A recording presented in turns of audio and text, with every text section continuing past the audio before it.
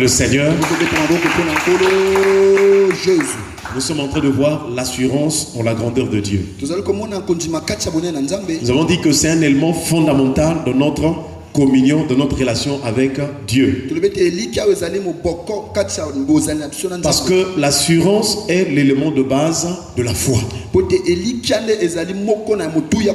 C'est là où nous comprenons qu'une personne qui a l'assurance,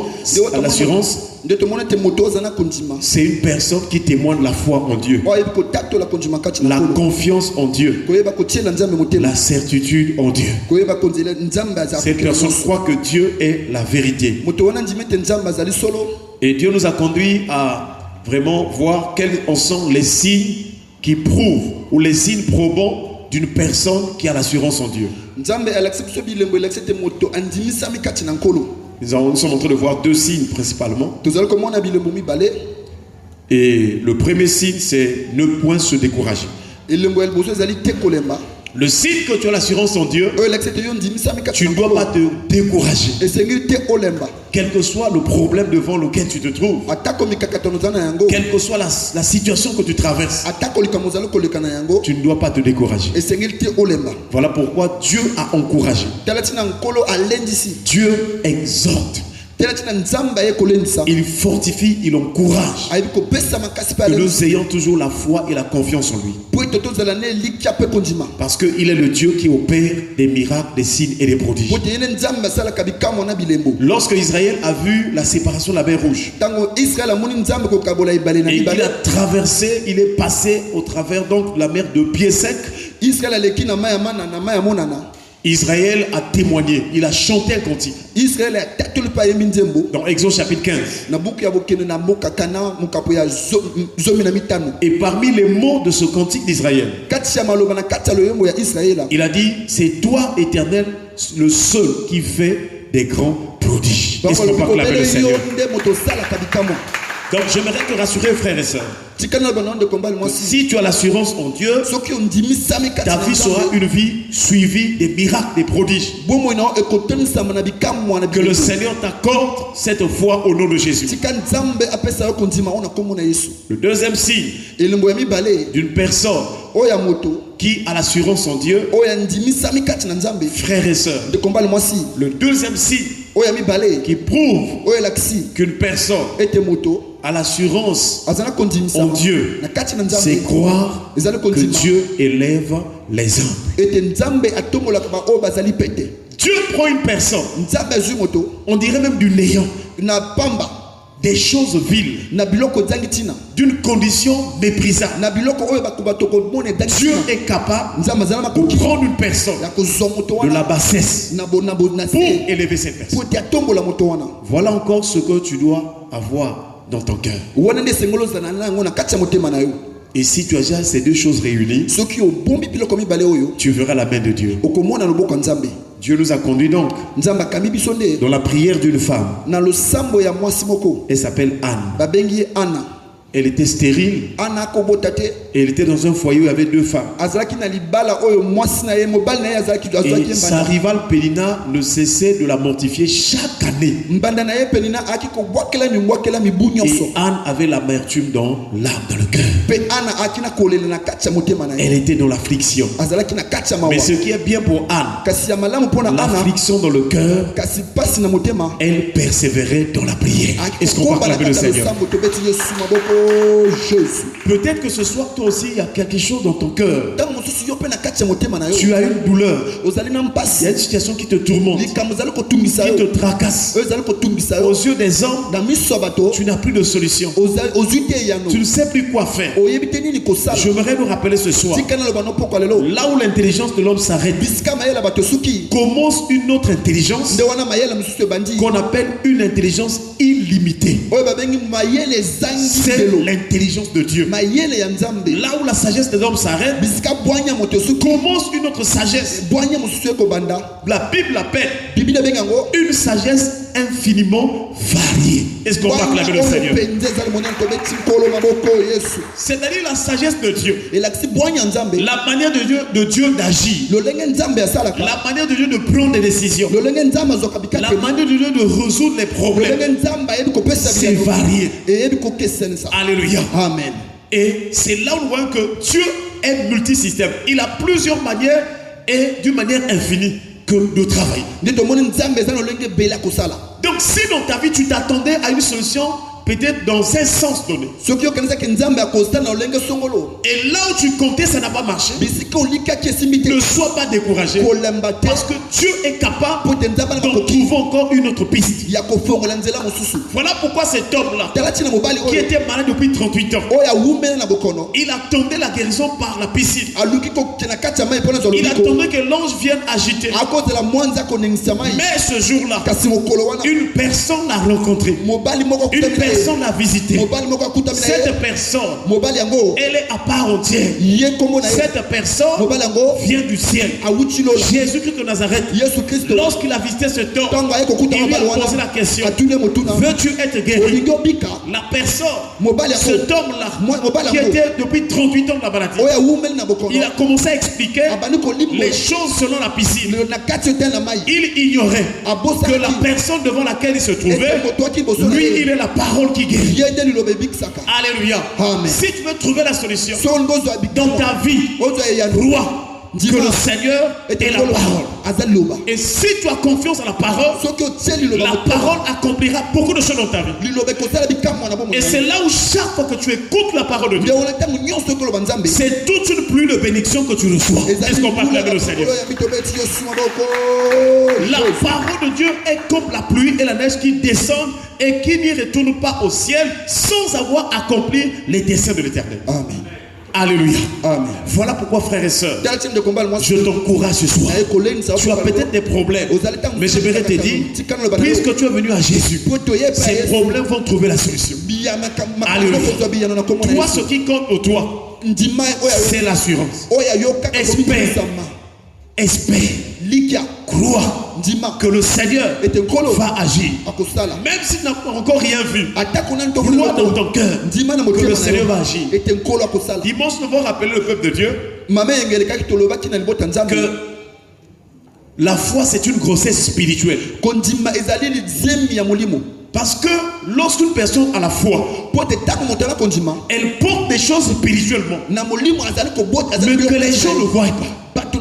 C'est comme une femme qui est enceinte, qui porte l'enfant, mais qu'on ne voit pas. Mais un jour, cet enfant-là va naître. Donc si tu as la foi, tu as aussi une grossesse spirituelle.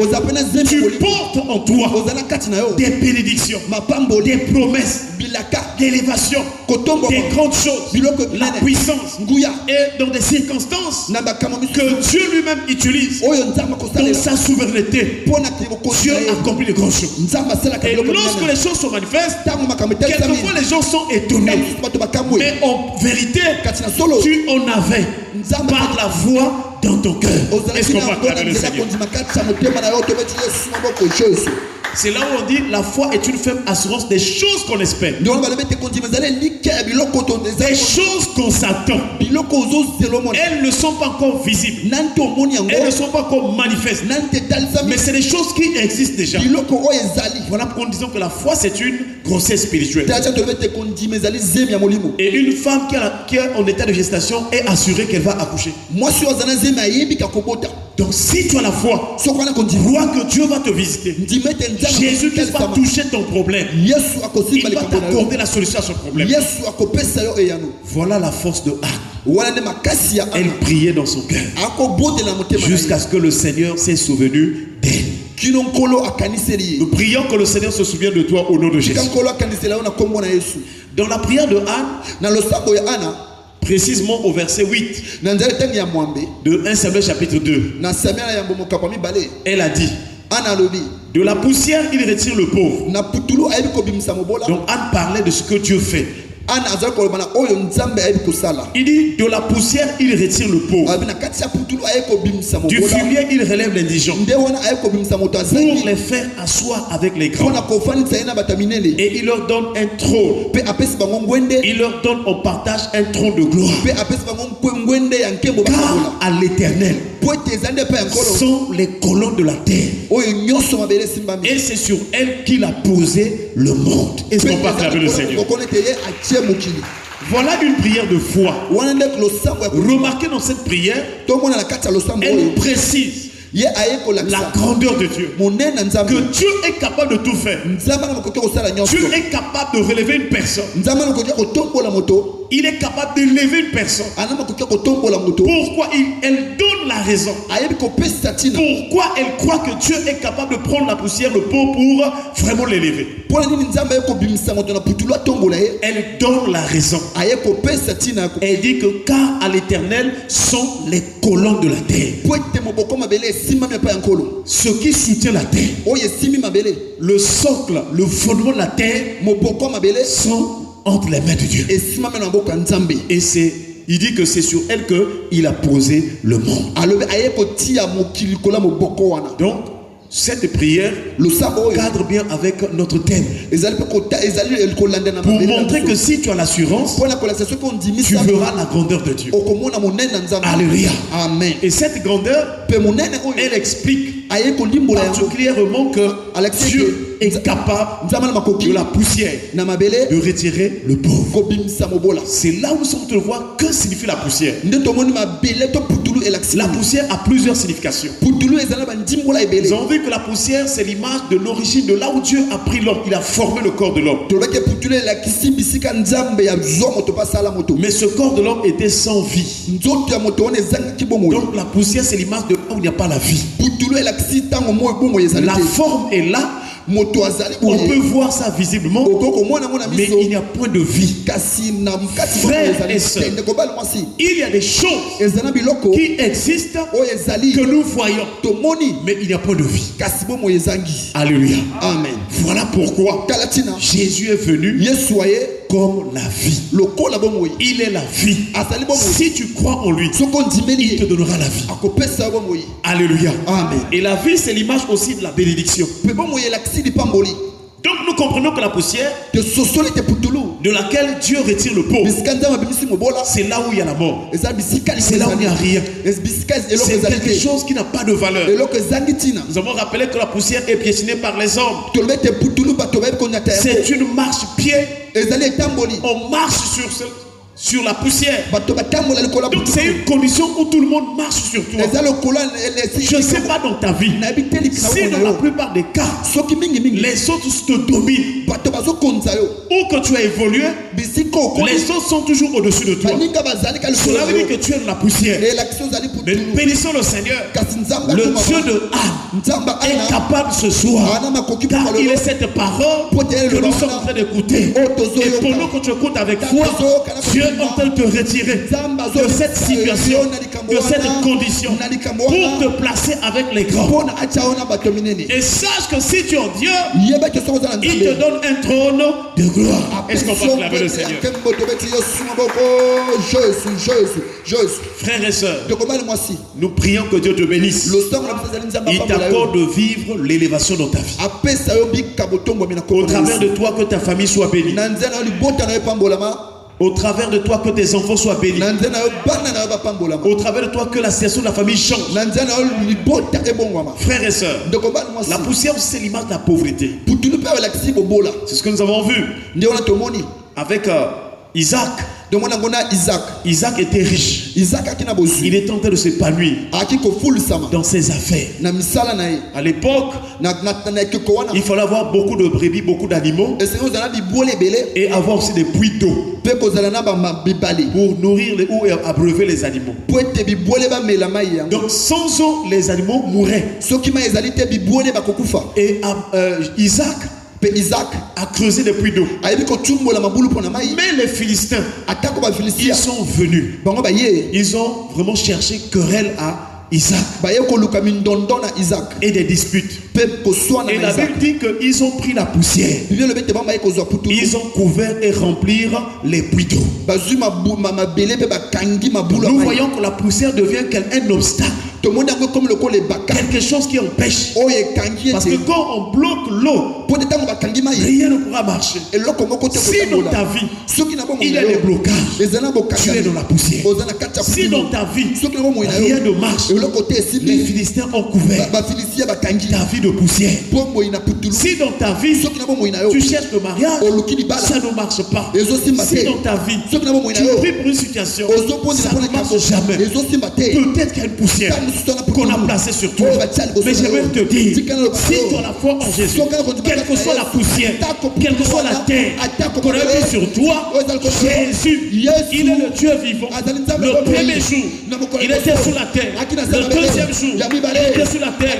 Mais le troisième jour, la terre l'a vomi. Et il est capable d'enlever toute poussière, toute terre dont on t'avait couvert pour t'empêcher d'avancer. Nous proclamons ta résurrection dans tous les domaines au nom de reçois ta résurrection dans tous les domaines. Reçois la vie dans tous les domaines. Car la vie déclare Christ en nous, l'espérance de la gloire. La résurrection apporte toujours la gloire. Si tu étais méprisable, c'est Paul qui explique dans 1 Corinthiens chapitre 15. Il explique le mystère de la résurrection. Il dit le corps est c'est même méprisable, mais il ressuscite glorieux. Si tu étais méprisé, frères et sœurs, la bonne nouvelle, Jésus est en train de te glorifier. Jésus est en train de te donner la valeur. Il est en train de changer ta vie. Il est en train de t'emmener loin. Car Jésus est venu pour nous emmener à la gloire. Et tous ceux qui ont la foi, ils se préparent à la gloire. Je ne sais pas si me fait comprendre. Alléluia. Amen. Nous voyons donc, le matin nous avons vu aussi que la poussière c'est l'image de la saleté. C'est l'image des plaies. Et la vie sale des plaies. Ils ont pris l'exemple d'Israël qui était en Égypte. Dieu avait frappé les Égyptiens par les poux.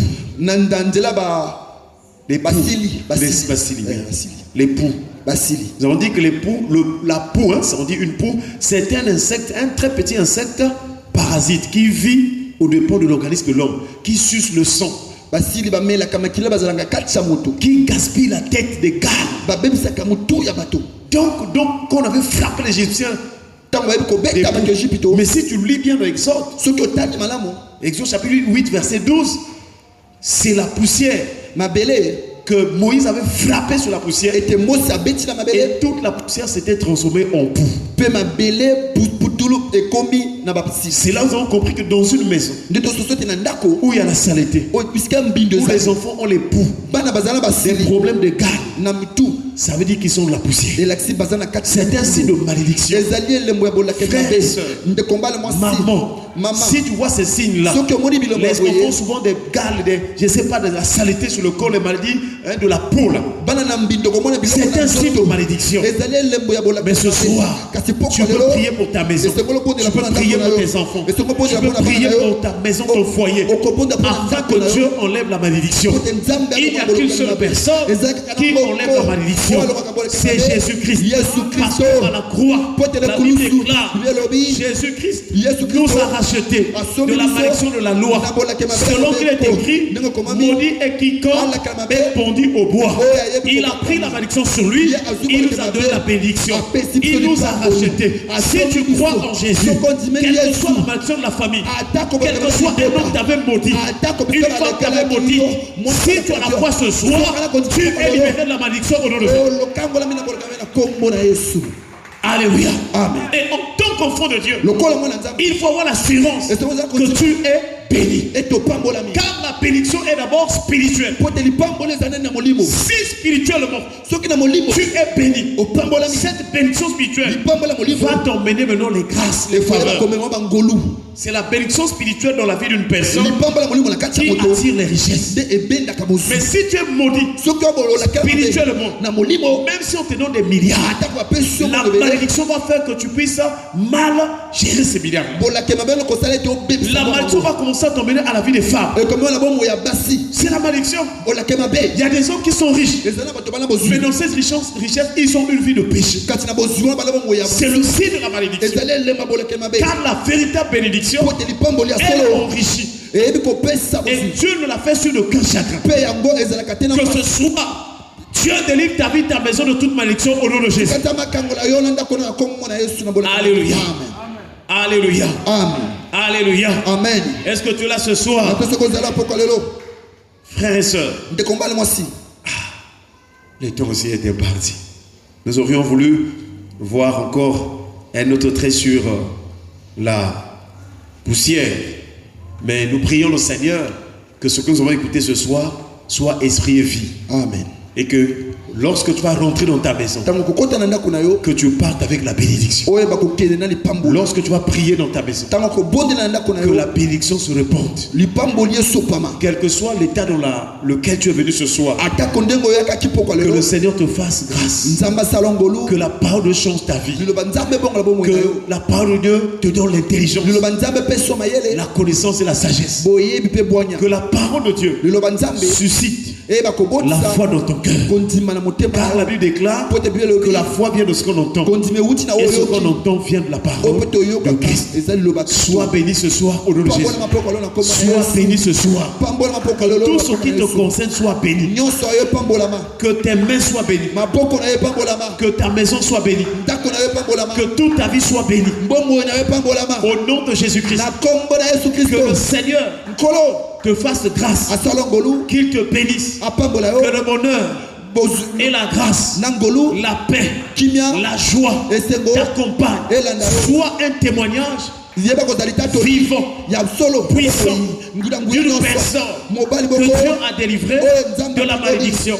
J'aimerais te rappeler que ce soir, Dieu t'a pris sur la malédiction à la bénédiction, des ténèbres à la lumière, de la mort à la vie. Est-ce qu'on peut acclamer le Seigneur?